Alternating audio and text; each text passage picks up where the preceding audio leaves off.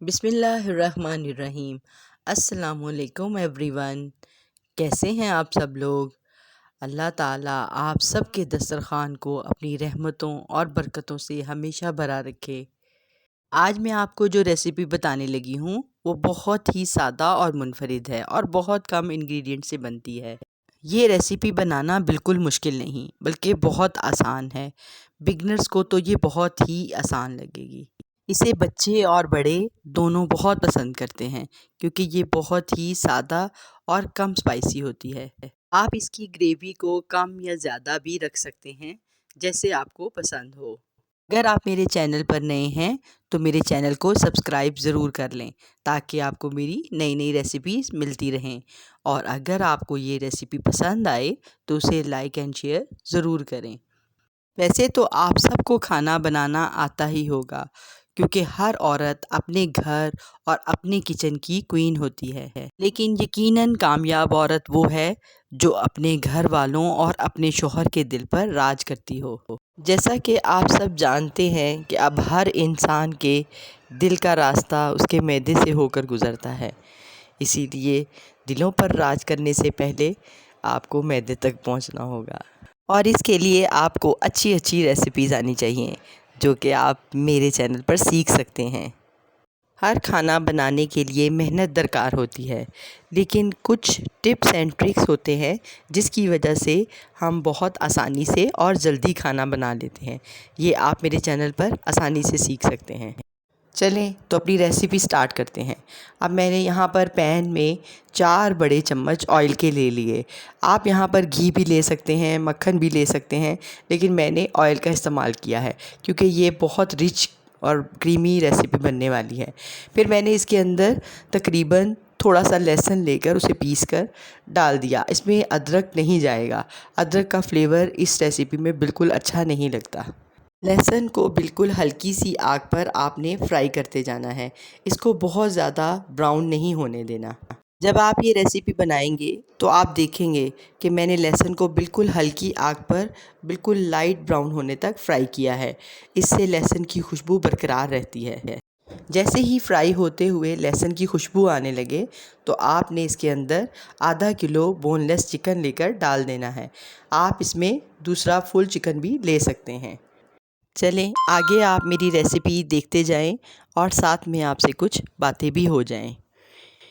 آج میں بات ان لوگوں پر کروں گی کہ جو اپنے نصیب کو ہر وقت کوستے رہتے ہیں اور ایسا سمجھتے ہیں کہ جیسے کبھی بھی ان کی قسمت کبھی بھی نہیں بدلے گی۔ آپ جانتے ہیں کہ جو اللہ کو پسند آ جاتا ہے وہ شیطان کو پسند نہیں آتا، اسی لیے تو وہ ہمارے دلوں میں وسوسے ڈالتا رہتا ہے۔ ہاں، نصیب کا لکھا تو تمہاری آنکھ سے بہے ایک اشک پر ہی بدل دیا جاتا ہے۔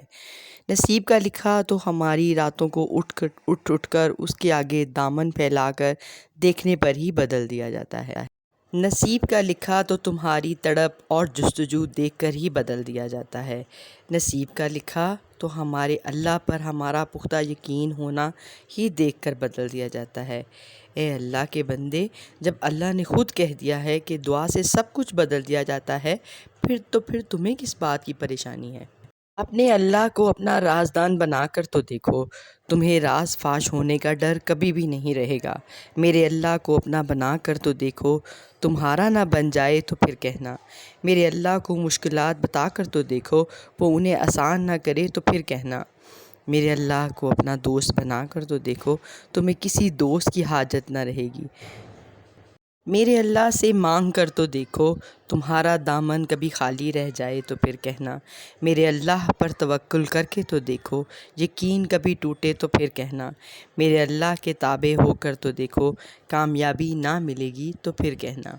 ہمیشہ اپنے اللہ پر ہی توکل اور یقین رکھنا چاہیے۔ میرے اللہ کے آگے اشک بہا کر تو دیکھو، وہ دلوں کو سکون دے دیتا ہے۔ وہی پاک ہستی ہے جو سکون جیسی نعمت سے نوازتی ہے۔ کیا تمہیں لگتا ہے کہ جن راتوں کو تم نے سانسوں کے مدھم ہونے پر اشکوں کی روانی میں گزار دیا، اللہ اس سے نا واقف ہے؟ الجبار، جس نے تمہارے دل کی رگوں میں خون اتارا تو وہ رگوں میں اٹھنے والے درد بھری ٹھیسوں سے تمہیں لگتا ہے نا واقف ہوگا؟ اور وہ اللہ ہی ہے جس نے 7 آسمان تہ بتہ بنائے، اور رات دن کا ہیر پھیر بھی تو اسی کے حکم سے ہے نا۔ پھر ہم کیسے سوچ لیتے ہیں کہ جو تکلیف ہمیں آئی ہے وہ کبھی ختم نہ ہونے والی ہے، اسی لیے اپنے اللہ پر پورا یقین اور توکل رکھیں۔ چلیں تو اپنی ریسیپی کی طرف واپس آتے ہیں۔ پھر میں نے بون لیس چکن کو اچھی طرح فرائی کر کے اس کے اندر سادہ دہی تھوڑا سا پانی ایڈ کر کے اس کو اس میں مکس کر دیا، اور پھر اسے گلنے کے لیے رکھ دیا تقریباً 10 منٹ کے لیے۔ پھر میں نے اس کے اندر ہلدی اور سرخ مرچیں بھی ایڈ کی، آپ چاہیں تو اسے اسکپ کر سکتے ہیں اور اس کی جگہ پر کالی مرچیں ایڈ کر سکتے ہیں۔ پھر میں نے اس کے اندر سوکھا دھنیا، زیرہ اور تھوڑا سا گرم مسالہ ایڈ کر کے اسے پکنے کے لیے رکھ دیا، اور ساتھ میں ہری مرچیں بھی ایڈ کر دیں۔ جیسے ہی آپ کو لگے کہ گریوی اور آئل الگ الگ ہونا شروع ہو گیا ہے تو پھر آپ اس کے اندر تقریباً 4 سے 5 چمچ کریم کے ایڈ کر لیں۔ آپ چاہے زیادہ بھی کریم ڈال سکتے ہیں جیسے آپ کو پسند ہو۔ کریم ڈالنے سے اس کا فلیور بالکل ہی چینج ہو جائے گا۔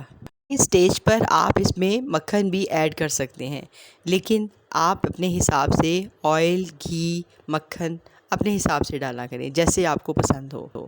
ہر گھر میں کھانے بنانے کا انداز الگ الگ ہوتا ہے، اور ہر ایک کے ہاتھ کا ذائقہ بھی بالکل الگ الگ ہوتا ہے، لیکن آپ دیکھیں کہ کچھ چیزیں اور کچھ طریقے ایسے ہوتے ہیں کہ جو ہمارے کھانے میں ذائقہ لے آتے ہیں۔ آپ اس کو اوپر سے ہرے دھنیے، ہری مرچوں اور ادرک کے ساتھ گارنش کر سکتے ہیں، لیکن مجھے اس ہانڈی میں بالکل بھی کوئی چیز پسند نہیں ہے۔ یہ بالکل ایسے ہی ٹیسٹ دیتی ہے اور ایسے ہی اس کا منفرد ذائقہ آتا ہے۔ چلیں تو پھر اسے ڈش آؤٹ کرتے ہیں۔ آپ اسے نان، روٹی اور چاولوں کے ساتھ بھی کھا سکتے ہیں، لیکن یہ سب سے زیادہ اچھے روٹی کے ساتھ لگتی ہے۔ چلیں تو پھر اگلی ریسیپی میں انشاءاللہ تعالیٰ آپ سے ملیں گے۔ آپ مجھے ہمیشہ اپنی دعاؤں میں یاد رکھا کریں، اور اللہ تعالیٰ سب کو اپنے حفظ و امان میں رکھیں۔ جو جہاں جہاں آباد ہے اللہ تعالیٰ اس کو ہمیشہ خوش و خرم رکھے، آپ کو کبھی کوئی پریشانی اور دکھ نہ دکھائے۔ چلیں تو پھر مجھے ہمیشہ دعاؤں میں یاد رکھیے گا۔ اگلی ریسیپی میں آپ سے ملتے ہیں۔ اللہ حافظ۔